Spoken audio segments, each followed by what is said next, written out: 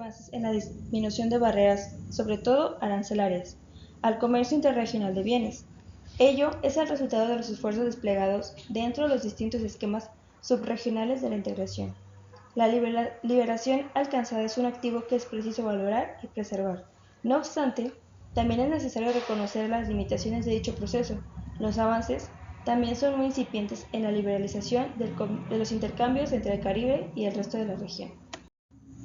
La irrupción de las cadenas de valor ha reducido la gravitación de los temas arancelarios y elevado las de no arancelarios, como la facilitación del comercio, la movilidad de las personas de negocios, las normas técnicas aplicables a productos y servicios y el tratamiento de la inversión extranjera y de la propiedad intelectual, entre otros.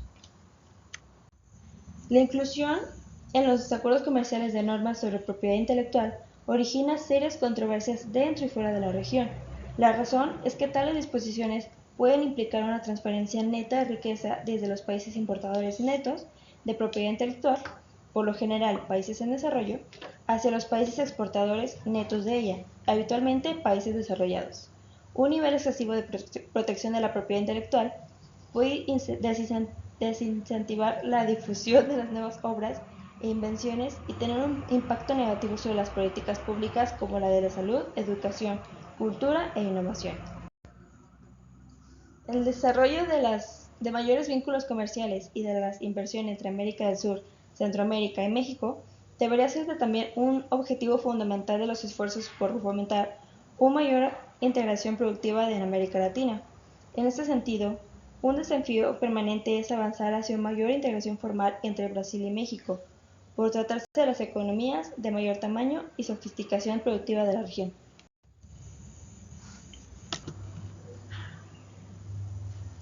Segundo tema, la centralidad de la política industrial. La política industrial es un elemento central de la propuesta de cambio estructural que la CEPAL ha planteado en la región en años recientes.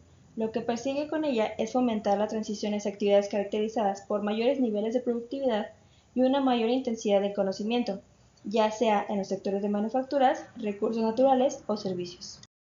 La política industrial moderna debe ajustarse al contexto de globalización en la que se inserta la región, caracterizado por mayor apertura al comercio y a la inversión extranjera directa, por las restricciones que algunos acuerdos comerciales y de inversión establecen al uso de ciertos instrumentos. Los pactos regionales de desarrollo industrial podrían apoyar la gestión de cadenas regionales de valor. Un ejemplo concreto del potencial que ofrece la cooperación regional o subregional en la implementación de la política industrial dice relación con la internacionalización de las pymes. En la región, las pymes exportadoras presentan en general una menor productividad y una mayor informalidad que las empresas del mismo tipo en los países desarrollados, y su acceso al crédito suele ser más dificultoso. Además, disponen de una menor capacidad que las empresas de mayor tamaño para cumplir con los requerimientos aplicados en sus mercados de destino, por ejemplo, normas técnicas de calidad, sanitarias, fitosanitarias y de sustentabilidad ambiental. Por todos estos motivos, las pymes regionales suelen enfrentar grandes dificultades para exportar. De hecho, las microempresas y pequeñas empresas latinoamericanas casi no exportan, en fuerte contraste con las que ocurre en las economías industrializadas. La dinámica de las cadenas de valor implica que muchas actividades antes radicadas en un solo país se trasladan a diferentes localizaciones por todo el mundo. En este contexto, las grandes empresas crecientes externalizan procesos productivos a pymes especializadas. Ello plantea a las pymes de la región posibilidades antes insospechadas como proveedoras de bienes y servicios para empresas de mayor tamaño. El apartado B son las dimensiones complementarias para la integración productiva regional. La arquitectura financiera regional se organiza en torno a tres pilares: la provisión de financiamiento contracíclico para atender las necesidades de financiamiento de la balanza de pagos y promover la estabilidad financiera, la movilización de recursos para la inversión y desarrollo productivo, y el apoyo al comercio interregional. El primer pilar se centra en el Fondo Latinoamericano de Reservas. El segundo pilar es el objetivo de los bancos de desarrollo de la región, incluidos el Banco de Desarrollo de América Latina, el Banco Centroamericano de Integración Económica, el Banco de Desarrollo del Caribe y el Fondo Financiero para el Desarrollo de la Cuenca del Plata. Para enfrentar casos extremos, por ejemplo, una crisis de naturaleza sistémica o contagio generalizado, e incluso ante escenarios intermedios, en que su capital no resulte suficiente para enfrentar la demanda de los países miembros, el fondo debería tener la capacidad de ampliar sus espaldas. Esto puede hacerlo ya sea apalancando su capital mediante la emisión de deuda que le permita movilizar un mayor monto de recursos o realizando acciones en conjunto con otras instancias de la arquitectura financiera regional. Instituciones multilaterales como el BID y el Banco Mundial actúan como intermediarios en el financiamiento del comercio a través de los bancos de desarrollo nacionales y de las agencias de comercio exteriores de los países. La integración de los mercados de capitales constituye una forma adicional de abrir espacios para la cooperación regional. Un mercado de capitales regional o subregional daría origen a economías de escala que posibilitarían ofrecer financiamiento de mediano y largo plazo. Segundo tema, hacia una agenda regional de cooperación digital. La economía digital es una fuente de aumento de productividad, crecimiento económico y desarrollo sostenible. Para aprovechar este potencial, se requieren instituciones y políticas que aseguren la generación de sinergias entre la difusión de las nuevas tecnologías y el cambio de la estructura productiva hacia sectores más intensivos en digitalización y conocimiento. Siguiente tema, infraestructura física de transporte y logística. La infraestructura logística y los servicios logísticos son un elemento central de la integración del sistema económico y territorio de un país, que posibilita las transacciones dentro de un espacio geográfico y económico determinado. Asimismo, tales redes constituyen mecanismos concretos de apalancamiento de las economías nacionales con el resto del mundo, al hacer posible la materialización de los flujos de comercio y de las cadenas de valor. En América del Sur, un hito central en el proceso de integración regional de las infraestructuras fue la conformación de la ISRA en el 2000. Esta tiene por objetivo impulsar proyectos de integración de infraestructura de transporte, energía, comunicación con una visión regional y compartida. En el espacio mesoamericano se estableció en 2001 el Plan Puebla-Panamá, con el objetivo de contribuir a mejorar la calidad de vida de los habitantes de Centroamérica y México. La inadecuada provisión de infraestructura y servicios, tanto en cantidad como en calidad, es un elemento más evidente. Sin embargo, otros factores como los asociados a la institucionalidad, el financiamiento y, en especial, la multiplicidad de visiones sobre la concepción, implementación y fiscalización de la infraestructura económica y sus servicios, originan también importantes obstáculos que tienen serias repercusiones sobre el desarrollo económico y social de la región. Siguiente tema, fortalecimiento de la integración energética. América Latina y el Caribe poseen abundantes recursos energéticos, sin embargo, estos no están distribuidos uniformemente entre los países. Por ello, los beneficiarios potenciales de una integración energética plena son significativos. En efecto, diferentes estudios indican que la magnitud y la estructura de oferta-demanda de energía de la región representan importantes complementariedades estratégicas, en especial en algunas subregiones. Hay una marcada tendencia a la protección de los recursos energéticos por parte de los países que disponen de ellos, puesto que hoy esos recursos son percibidos como escasos y caros, con lo que disminuye la disposición a compartirlos con otros países. Como resultado, existe una falta de visión de región energética común. Siguiente tema, integración social. La creciente migración intrarregional conlleva oportunidades y desafíos para los procesos de integración regional en el ámbito social.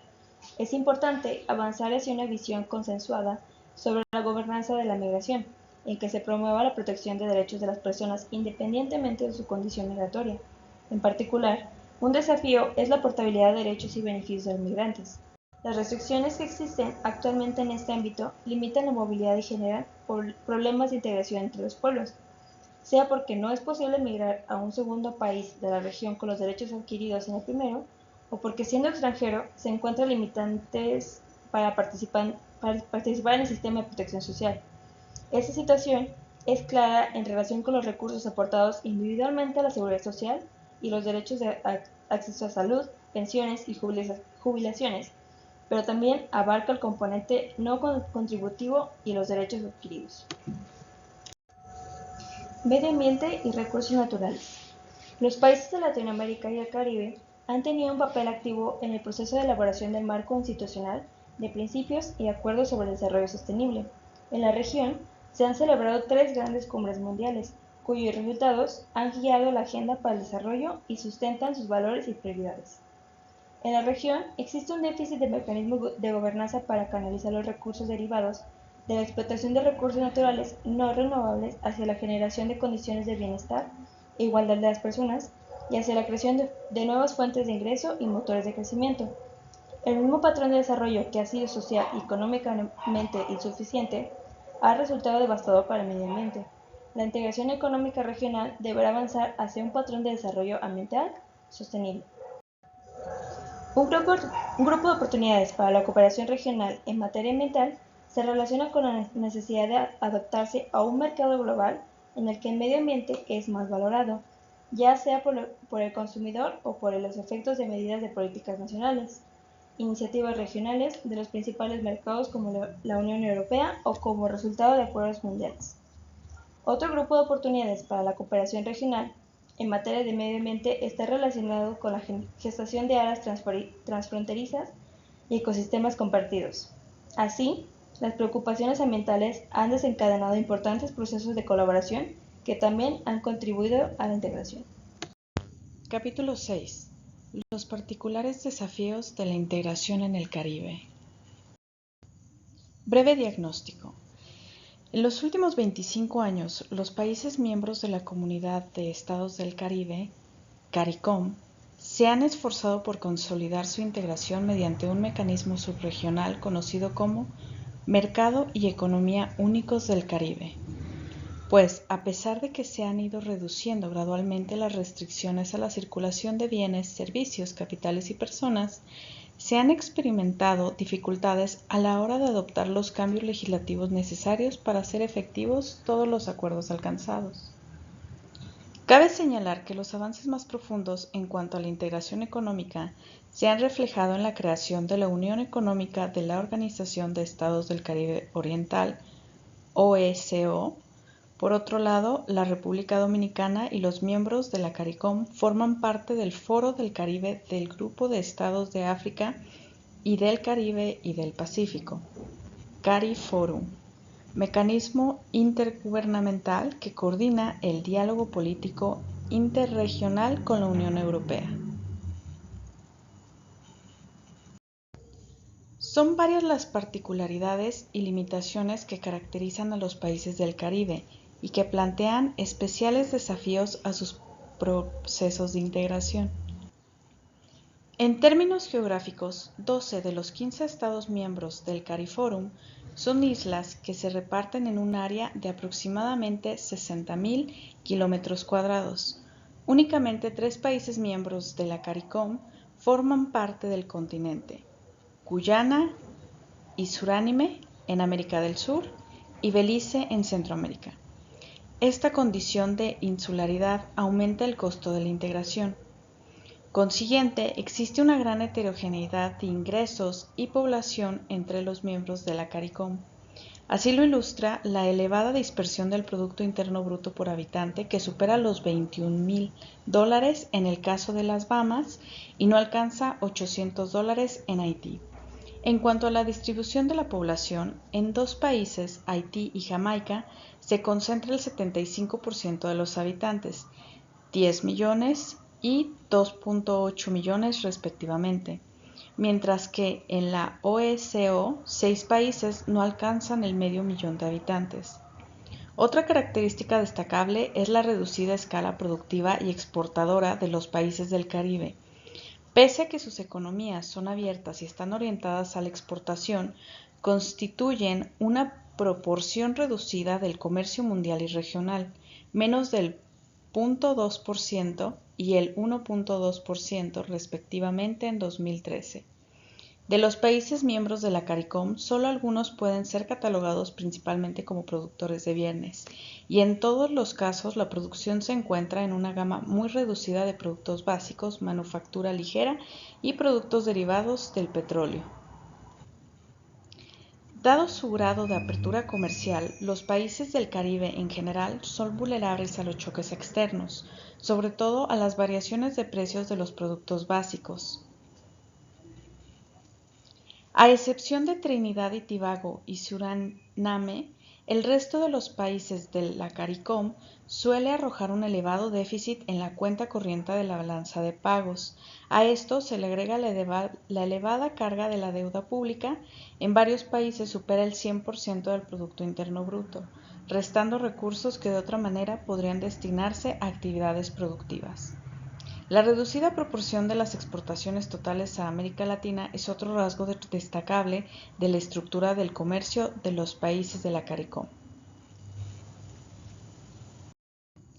Aunque en conjunto el 26% del total de sus ventas al exterior se dirigen a América Latina y el Caribe, para algunas de estas economías, los mercados extrarregionales, especialmente Estados Unidos, Canadá, Reino Unido y el resto de la Unión Europea, son más importantes que el intrarregional. Por otra parte, el comercio entre los miembros de la CARICOM está dominado por los países de mayor desarrollo relativo.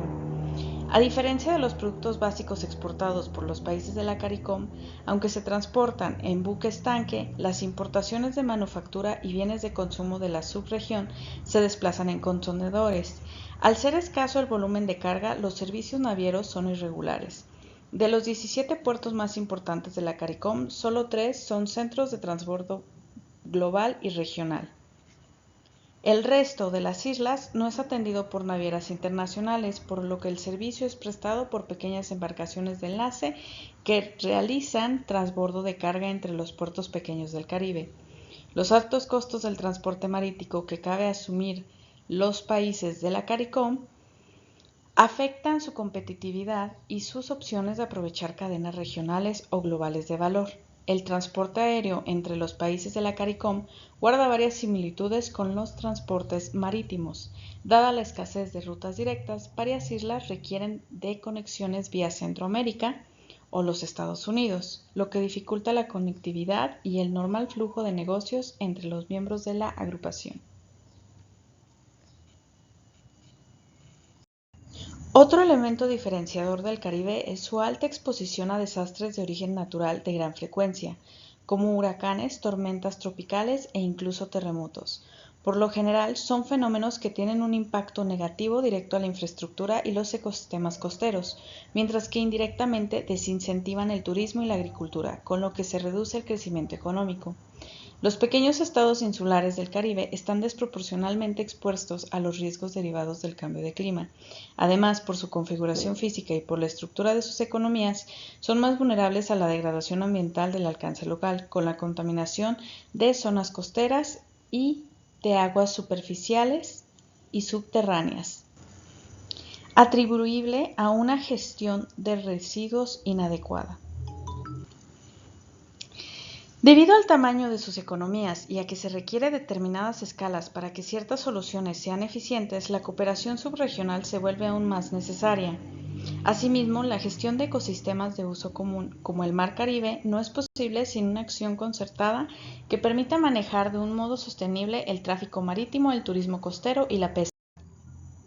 Las situaciones descritas no son aisladas, sino que constituyen un conjunto de factores interrelacionados que condicionan el desarrollo de los países de la subregión.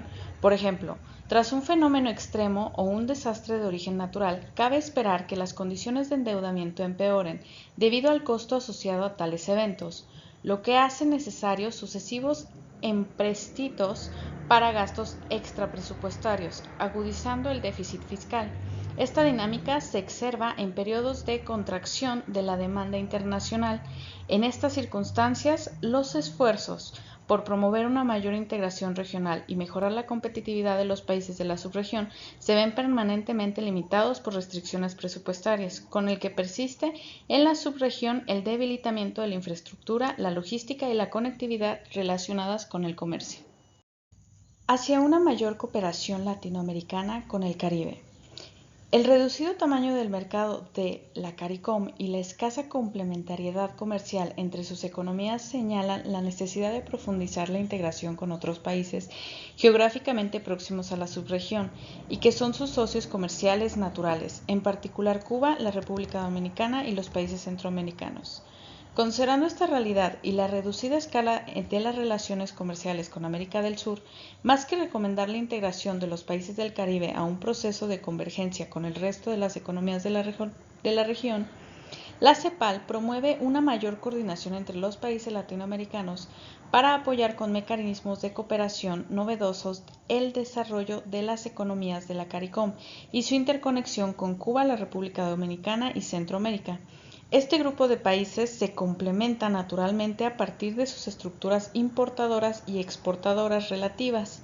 Centroamérica es una fuente importante de bienes industriales y de consumo. El Caribe lo es de servicios turísticos y recursos energéticos que Centroamérica necesita. Y específicamente, Panamá es un centro de servicios logísticos y financieros que complementan las necesidades de los países del Caribe. Específicamente, algunas áreas en que la cooperación latinoamericana podría tener un impacto positivo para el Caribe son las siguientes: asistencia técnica para el desarrollo de capacidades en ámbitos en que otros países de la región registran experiencias exitosas. Una forma práctica de apoyar el fomento de estas capacidades consiste en establecer misiones de asistencia técnica para la colaboración de programas particulares, como los siguientes: fortalecimiento de la capacidad de gestión de la recaudación tributaria y del gasto público, establecimiento de mecanismos de gestión de las compras públicas, desarrollo de programas de registro civil, establecimiento de ventanillas únicas e interoperabilidad de los sistemas informáticos de aduana, armonización de estándares sanitarios y fitosanitarios, desarrollo de coaliciones de proveedores de servicios. Segundo, acciones específicas para promover, coordinar y contribuir a financiar políticas que favorezcan el transporte marítimo y aéreo entre los miembros de la CARICOM, entre estos y el resto de la región.